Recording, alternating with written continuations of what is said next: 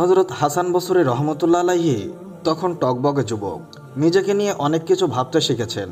অন্য আর 10টি যুবক থেকে তিনি সম্পূর্ণ ভিন্ন। টোটো করে রাস্তায় রাস্তায় ঘুরে বেড়ান না, অযথা এখানে সেখানে যাতায়াত করেন না, নাচ গান মদ জোয়া ইত্যাদি আসরে যোগ দেন না। তিনি শুধু ভাবেন, আমার দেহে এখন যৌবনের খুন প্রবাহিত হচ্ছে, গায়ে এখন শক্তি আছে, জীবনে বড় হতে হলে এই যুবক বয়সকে কাজে লাগাতে হবে।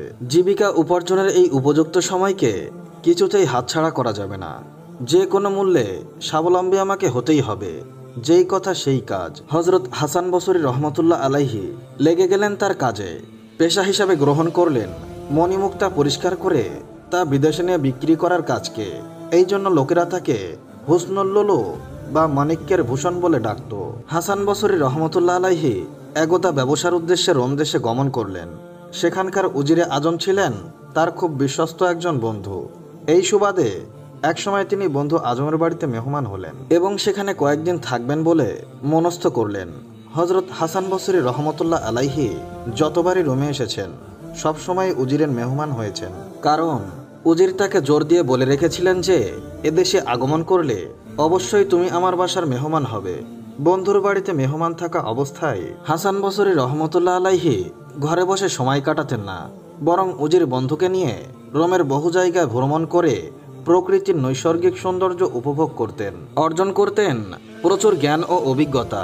এই পর্যন্ত উভয় বন্ধু মিলে কত জায়গায় যে সফর করেছেন তার কোনো ইয়াত্তাই নেই। যাই হোক, প্রতিবারের ন্যায় এবারও দুই বন্ধুর মনে ভ্রমণের খ্বাহিশ জাগ্রত হলো।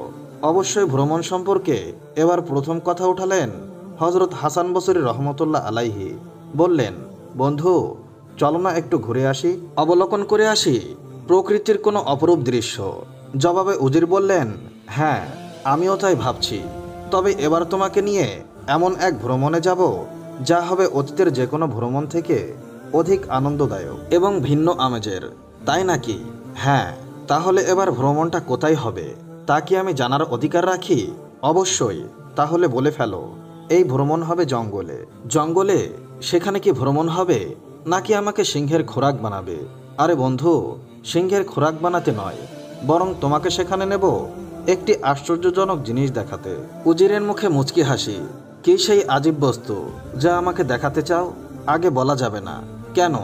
আগে বলে ফেললে দেখার মজাটাই শেষ হয়ে যাবে। তবে ভূমিকা স্বরূপ সামান্য বলে রাখি, তাড়াতাড়ি বলো। যে জঙ্গলে তোমাকে নিয়ে যাব সেখানে শাহানশাহর একমাত্র পুত্র চিরনিদ্রায় শায়িত রয়েছে। বুঝলাম, সেখানে বাদশাহ পুত্রের কবর আছে। তাই বলে কবর তো এমন কোনো আজীব জিনিস নয়, ঘটা করে তা দেখতে যেতে হবে। আরে ভাই, আগে যাও না, যেই সব বুঝতে পারবে। দুই বন্ধু রওনা দিল। তারা যখন বাদশাহ পুত্রের সমাধির কাছে পৌঁছালো তখন হযরত হাসান বসরি রহমতুল্লাহ আলাইহি এমন এক অভাবনীয় দৃশ্য দেখলেন যা একদিকে যেমন আশ্চর্যজনক তেমনি অন্যদিকে দারুণ শিক্ষণীয় বটে। তিনি দেখলেন কবরের চারপাশে বেশ কিছু সৈনিক নীরবে দাঁড়িয়ে আছে। তারপর রোমান ভাষায় কি যেন বলে চলে গেল। সৈনিকরা চলে যাওয়ার পর সেখানে এলো দেশের বিখ্যাত চিকিৎসক এবং বিভিন্ন অভিজ্ঞতা সম্পন্ন বৃদ্ধ লোকজন। তারাও কি যেন বলে ধীরে ধীরে প্রস্থান করলেন। সবশেষে এলেন স্বয়ং শাহানশাহ। তিনি সমাধিস্থলের একেবারে কাছে গেলেন এবং কিছুক্ষণ নীরবে দাঁড়িয়ে রইলেন। তারপর কবরবাসীকে লক্ষ্য করে কিছু বলে চলে এলেন। এই দৃশ্য অবলোকন করে হযরত হাসান বসরি রহমতুল্লাহ আলাইহি তার বন্ধুকে বললেন, বন্ধু, এতক্ষণ আমার সামনে যা কিছু ঘটল তা শুধু চোখেই দেখলাম, মাথামুন্ডু তো কিছুই বুঝতে পারলাম না। কিছুই বুঝলে না? না, তাহলে শোনো। ওই যে রং বেরঙের ফুল এবং আলো দ্বারা সজ্জিত স্থানটি, এটাই হলো শাহজাদার সমাধিস্থল। গত কয়েক বছর আগে আজকের এই দিনে হঠাৎ করে শাহজাদার ইন্তেকাল হলে এখানেই তাকে সমাধিত করা হয়। সেই থেকে প্রতি বছর হাজার হাজার লোক শাহজাদার ইন্তেকালের তারিখে এখানে সমবেত হয়। তারপর তারা তার জন্য শোক প্রকাশ করে। আচ্ছা, সেটা তো বুঝলাম।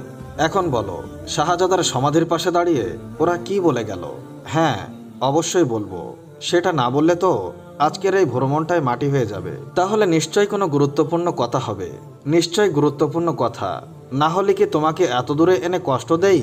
আমার আর দেরি সহ্য হচ্ছে না, তাড়াতাড়ি বলো। হ্যাঁ, বলছি, বলে উজির বলতে লাগলেন।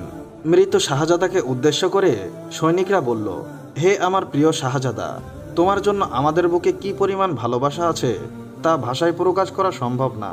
তোমার মোহাব্বত এবং ভালোবাসা মিশে আছে আমাদের প্রতি রক্ত পরিকার সঙ্গে। তোমার অকাল মৃত্যুতে আজ আমরা শোকাহত, ব্যথিত। তোমার জন্য আমাদের মন কাঁদে, প্রাণ কাঁদে। তোমার কথা স্মরণ হলে আমরা নিজেদের অস্তিত্বের কথা ভুলে যাই। হে আমাদের প্রাণপ্রিয় শাহজাদা, যদি তোমাকে যুদ্ধের ময়দানে লড়াই করে মৃত্যুর হাত থেকে বাঁচানো সম্ভব হতো, তাহলে একে একে এদেশের বীর সৈনিকগণ তোমার জন্য নির্দ্বিধায় প্রাণ উৎসর্গ করত। কিন্তু আল্লাহর সঙ্গে যে যুদ্ধ করা সম্ভব নয়, আর মৃত্যু হয় তারই ইচ্ছায়। দ্বিতীয় পর্যায়ে যারা এসেছিলেন তারা কারা, তাদের বক্তব্যই বা কী ছিল? হজরত হাসান বসরি রহমতুল্লাহ আলাইহি জিজ্ঞেস করলেন। জবাবে উজির বললেন, তারা ছিলেন দেশের জ্ঞানীগুণী এবং অভিজ্ঞ ডাক্তার। তারা বললেন, হে বাদশাপুত্র, তোমার মতো যুবকের খুবই প্রয়োজন ছিল আমাদের। তোমাকে হারিয়ে আমরা দারুণ শূন্যতা অনুভব করছি।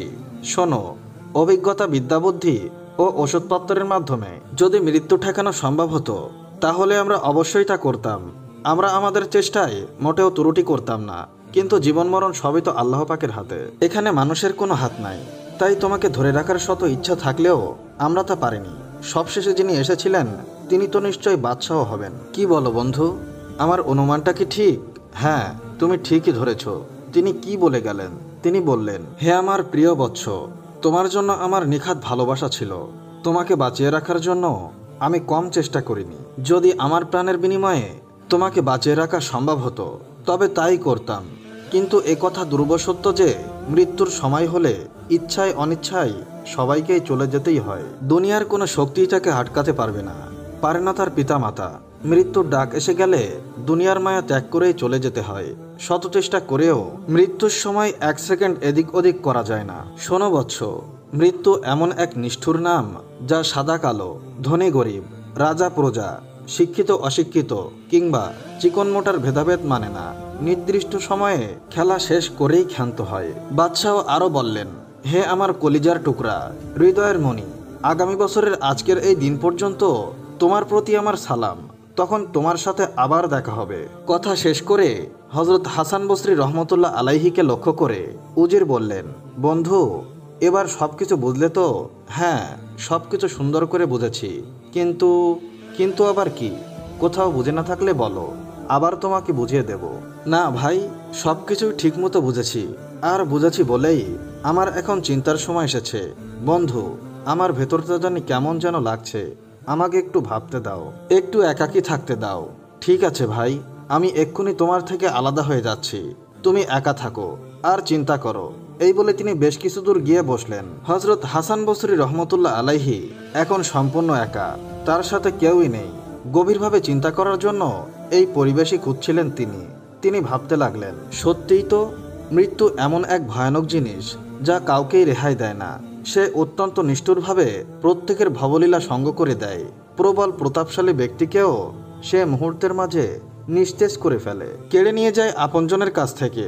কোনো শক্তিই তাকে বাধা দিতে পারে না। তাই তো রোমের শাহানশাহের মতো প্রচণ্ড দাপতলা বাদশার ছেলেকেও মরণের ডাকে সাড়া দিতেই হয়েছে। তাকে কোনো ক্ষমতা বা শক্তির বলে আটকে রাখা সম্ভব হয়নি। তবে তো আমাকেও একদিন চলে যেতেই হবে, সাড়া দিতেই হবে মৃত্যুর ডাকে। তারপর তিনি নিজেকে সম্বোধন করে বললেন, হে হাসান, তুমি নিজেকে নিয়ে একটু ভাবো, চিন্তা করো। তুমি তো একসময় কিছুই ছিলে না, ছিল না তোমার অস্তিত্ব। তারপর আল্লাহ পাক তোমাকে অস্তিত্ব দিলেন। একটা নির্দিষ্ট সময় পর্যন্ত মায়ের পেটে রেখে দুনিয়ায় পাঠালেন। হে হাসান, দুনিয়াতে এসে দুনিয়ার আলো বাতাস আর সুস্বাদু খানাপিনা খেয়ে তুমি বড় হলে। এখন তুমি পূর্ণ যুবক, তোমার গায়ে এখন প্রচুর শক্তি আছে। তুমি এখন যা ইচ্ছে তাই করতে পারো। ইচ্ছা করলে একদিনেই তুমি পরমপ্রিয় মাওলাকে রাজি খুশি করতে পারো, পারতে তাকে একান্ত আপন করে নিতে। তুমি তা করনি। তাকে বন্ধু বানানোর জন্য কোনো ফিকির করনি, তার প্রিয় পাত্র হওয়ার জন্য কোনো চেষ্টা চালাওনি। হে হাসান, তবে কি তোমাকে মরতে হবে না? তুমি কি মৃত্যুর কথা একদম ভুলে গেছো? তুমি কি ভুলে গেছো তোমাকে একদিন হাসরের ময়দানে কোটি কোটি মানুষের সামনে দাঁড়িয়ে মহান আল্লাহর দরবারে গোটা জীবনের পুঙ্খানুপুঙ্খ হিসাব দিতে হবে? হে হাসান, তুমি যদি তোমার জীবনকে এখনই সুন্দর করে না তোলো, আল্লাহর বিধিবিধান মোতাবেক যদি জীবনকে পরিচালিত না করো, রসুলের তরিকা অনুযায়ী না চলো, তাহলে কিয়ামতের দিন খোদার সামনে দণ্ডায়মান হয়ে তুমি কি জবাব দিবে? তখন তোমার আফসোস করা ছাড়া আর কিছুই থাকবে না। সুতরাং যা করার এখনই করে নাও। এখনো তুমি প্রতিজ্ঞা করো যে আমি আর আমার জীবনকে আর আমার মর্জি মতো পরিচালিত করব না, বরং আল্লাহ তার রাসূল সাল্লাল্লাহু আলাইহি ওয়াসাল্লামের তরিকা অনুযায়ী জীবনযাপন করব।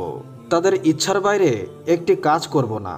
তারা যা করতে বলেছেন কেবল তাই করব।